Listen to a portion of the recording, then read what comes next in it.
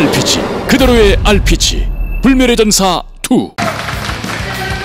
Welcome everybody to the SPL on Mondays. I am Valdez, with me is GTR. Tonight we got a couple of great games coming at you.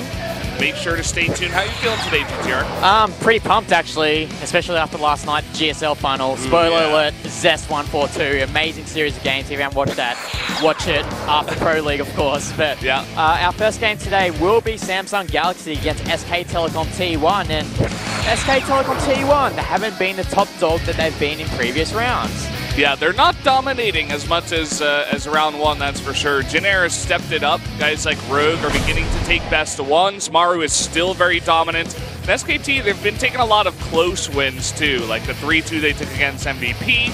I don't know, it's not like they're falling off or anything. They're still at a very comfortable second, but as you said, not as dominant as round number one. Yeah, and with Samsung, they're one of those teams that always look to try and make the playoffs in that 4th or 3rd place. And Solar with the golden hair. You know, it is spring right now in Korea, so obviously a lot of the players are getting haircuts, etc., etc. And we noticed there with Solar, I saw him last week with his change of hair.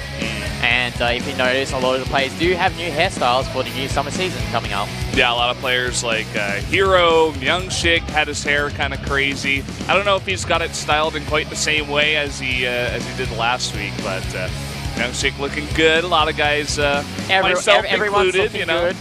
So GTR, when are you going to get a haircut? What do you think? Soon, TM. Soon, TM, all right. Yeah, we'll see. Maybe they can online give a donation drive or something to get a haircut. I'm not really desperate for one right now, but as I see here with the team rankings for round 2, as we said before, Jin Air Green Wings leaping over SK Telecom T1, and surprisingly, MVP Chicken Maru is in 3rd place, tied with KT Rollstar. Yeah, the Chicken team coming up here. One of their losses that they took, as I said before, was only a 2-3 against SKT. So, I mean, that's pretty good when you're going up against one of these very strong teams. You also saw Afrika down there at 0-5, not doing too well themselves. And of course, we do have our winners ranking here. Maru still at the top. Zest, Dark, and Hero tied at 9 wins. Yeah, all of these players on here are the players that you expect to dominate, except for at the bottom is TY, 6-6. And we know that TY is arguably the best parent in Legacy of the Void so far, leaping over Alive and Beyond, but it's surprising to see how TY is at the bottom at 6-6. It just shows how much depth there is in a KT team. Yeah, it's kind of crazy, you know. You would expect them to be doing a bit better. 6-6 is kind of an awkward ranking where you feel like Deer from last year, where it's kind of inconsistent when it comes to Pro League. And I suppose maybe he's just focusing on his individual leagues for now. You know, he did just get to the GSL finals for sure. But here is our lineup: Reality versus Classic, Deer versus Myungshik, Solar versus Dark, Bravo versus Impact. Yeah, obviously 4 awesome matches, and the one I'm actually looking most forward to is Bravo versus Impact, if we get to there, of course, because it seems like both of these players are on the bottom rung of their team, so to say, and I reckon that'll be a really nice slugfest to watch if we get there, of course. Yeah, for sure. I mean, as we get later on in the round, these teams want those wins. They want to get as many points as possible, so you generally see game number 4 be these weird matchups. Like, I think we had Blaze versus Ragnarok and stuff like that, you know, where it's like that 4th string guy, or rather 4th tier guy, I'm not sure exactly how you would say it, maybe the 4th best guy on the team. Does come in there at game number 4. I'm also looking towards Deer versus Myungshik. I think that'll be an interesting game. Myungshik is known to be pretty good in PvP, very tricky, but Deer has also shown that he is quite good in that matchup as well. Yeah, even though Deer did get wrecked by Zest in the GSL Scene Finals, obviously Deer is still the heavy favorite in that match. As we see here the Pro League events that we have here down at the Nexon Arena in the heart of Seoul, Gangnam. You can get a photo card if you put your name into a box, and then at the end they draw that. We also have the T-World bar, I believe, on the 2nd floor here at the Nexon Arena, where you can get popcorn, you can get drinks. Although, it looks like they've changed the name. Now it's the Homnanen Zone. Yeah. Which translates to like the zone where foam comes out, I guess. I don't... Like a beer? I'm trying to draw a line here, but I don't see T-Roll bar anymore, so maybe they have changed that up. And also a reminder that if you're also in Korea, you can go down to the iPark Mall Square, where in Yongsan, where we have the Family Esports Festival. So they'll be on Saturday and Sunday, and there'll be a lot of esports related activities there for you to enjoy.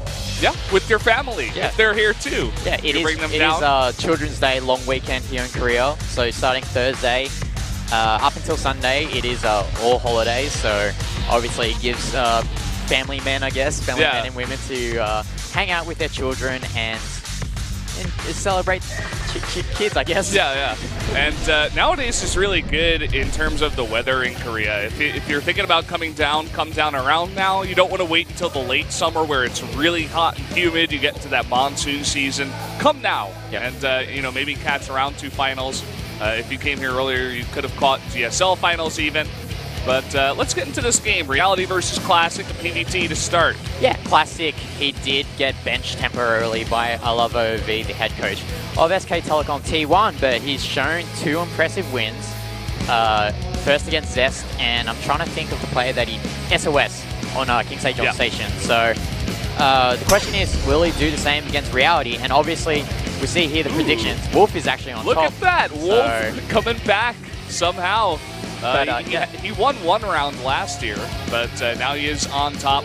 All 7 of us going for Classic, the heavy favorite here, going up against Reality on King Sejong Station. Let's jump into game number 1 right now.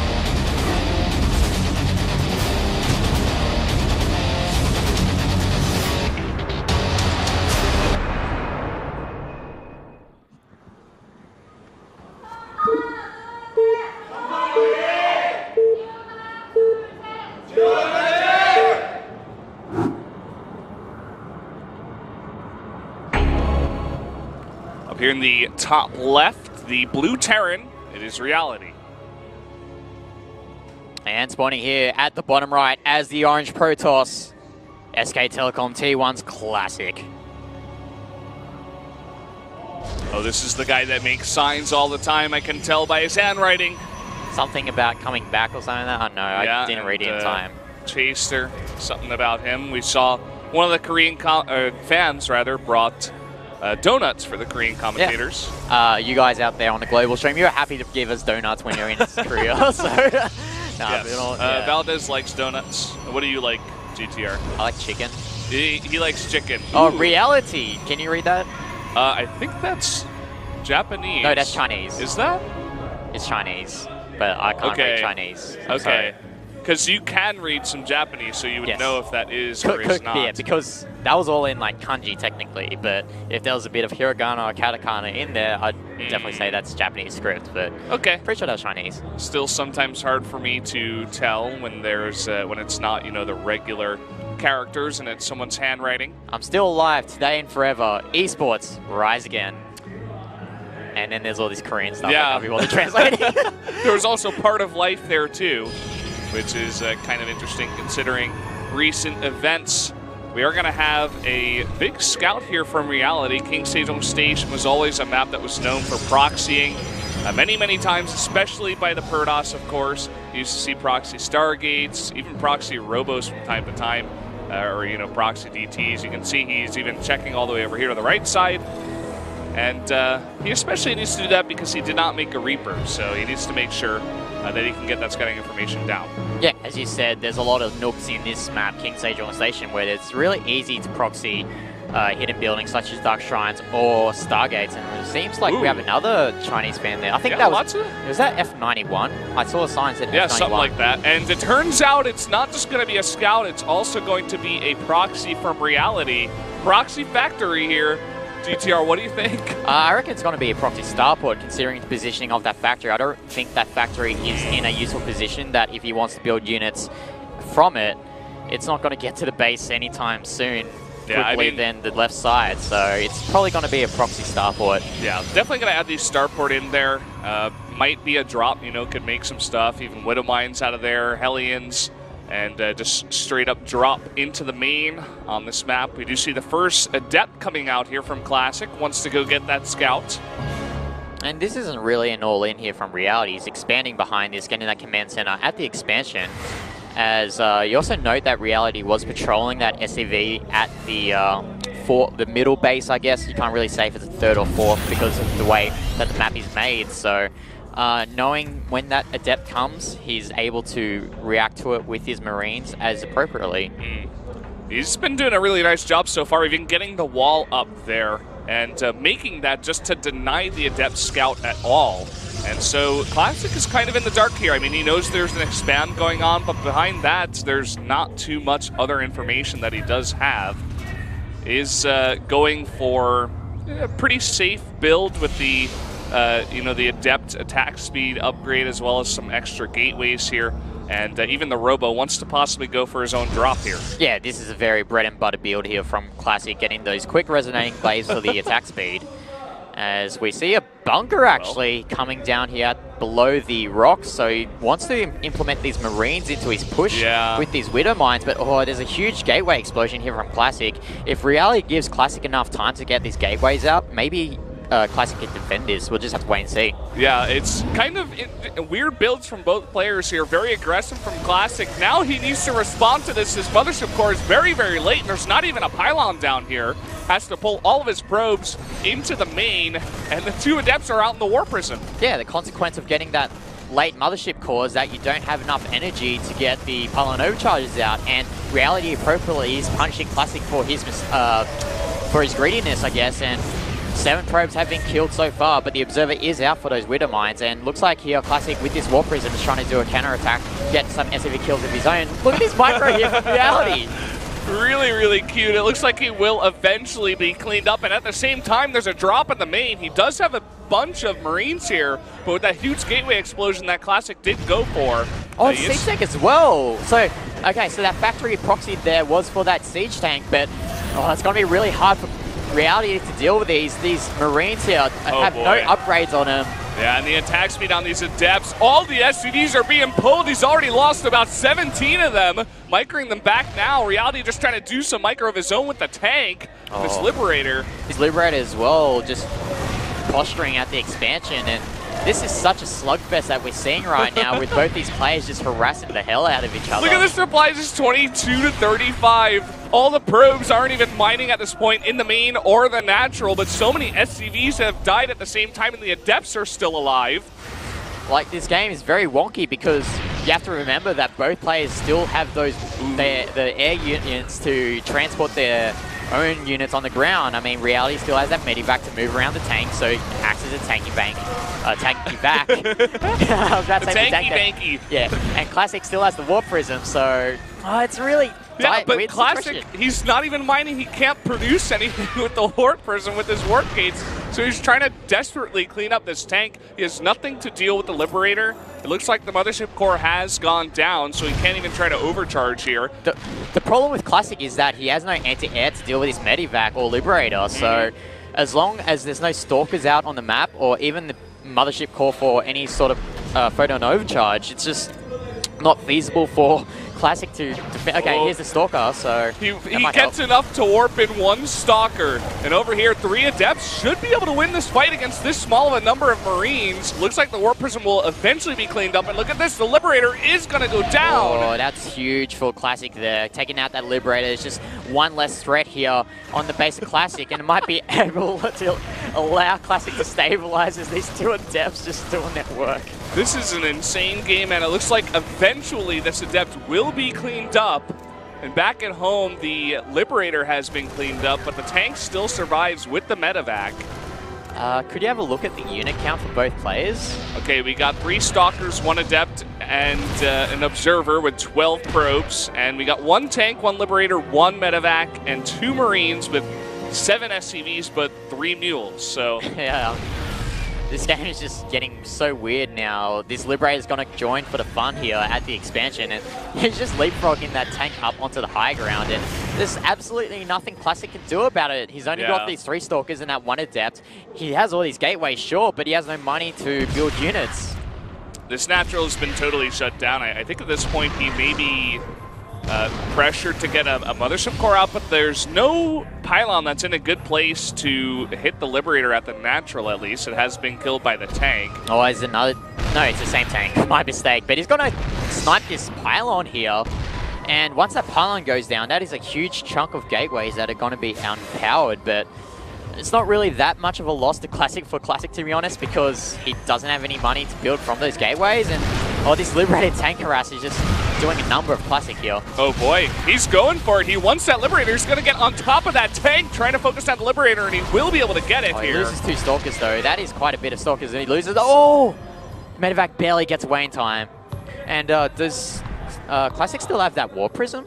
No, I believe it was taken out. Yeah, he was taken out by the Liberator early on, so he won't be able to use that for his own harassment. And I think Reality's posturing here for the final blow. He's going to unpower these buildings. He's rallying Marines over. He has no upgrades on these Marines, but it's just sheer number game right now. He's just got more units, more stuff. He gained control of his main and natural before Classic was able to, and he kept the pressure up. So back at home, Reality had some kind of production, whereas Classic is still getting on his feet. Now the army's coming across here, and that natural cannot be saved. Not with the small amount of units he's got. He's got only these 2 Stalkers. Yeah, this expansion here from Classic is definitely going to be raised in the next couple of minutes, even the next minute even. And oh, look at that! All these gateways are unpowered. Oh boy. Classic has no gateways being powered right now. He tried to chrono out the, I assume what was an Immortal coming from that robotics facility, and I think this is the beginning of the end here for Classic. Yeah, he's gaining control of the ramp now. That natural could be focused down, but he's going for these gates instead. As you can see, Classic building another pylon here, desperately trying to get some production online. He's got these 3 gates on the right side, but another Liberator coming in on the right, and the ramp is totally controlled here by Reality. Yeah, so it looks like this Nexus is going to go bye, bye, bye. And these Marines are just going to waltz up, and honestly, I think Reality can just take the head-on fight and just win it. Look at Classic, he's going for the last attempt, trying to focus down the tank, but it gets lifted. And even though the medevac does get blown up here, there's just way too much Terran.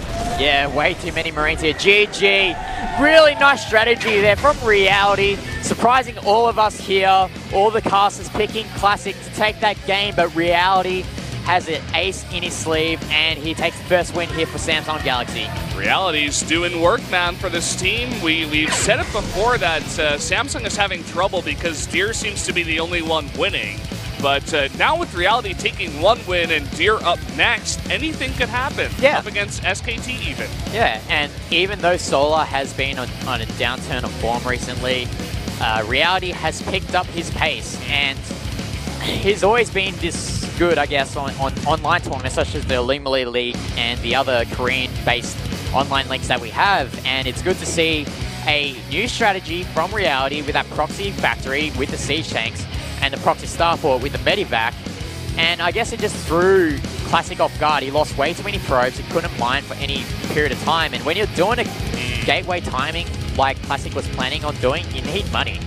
Yeah, you need to be able to warp in units, right? That's what you're going to be using those gateways for.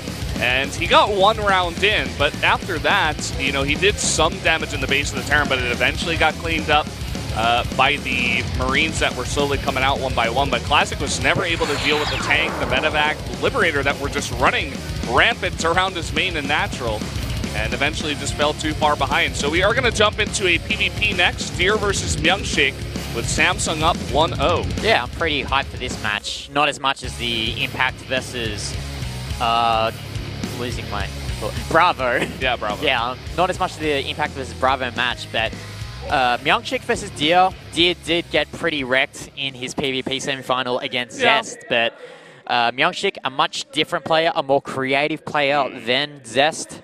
So we might see something different, something maybe Deer can acclimatize to, I guess. Yeah, I mean,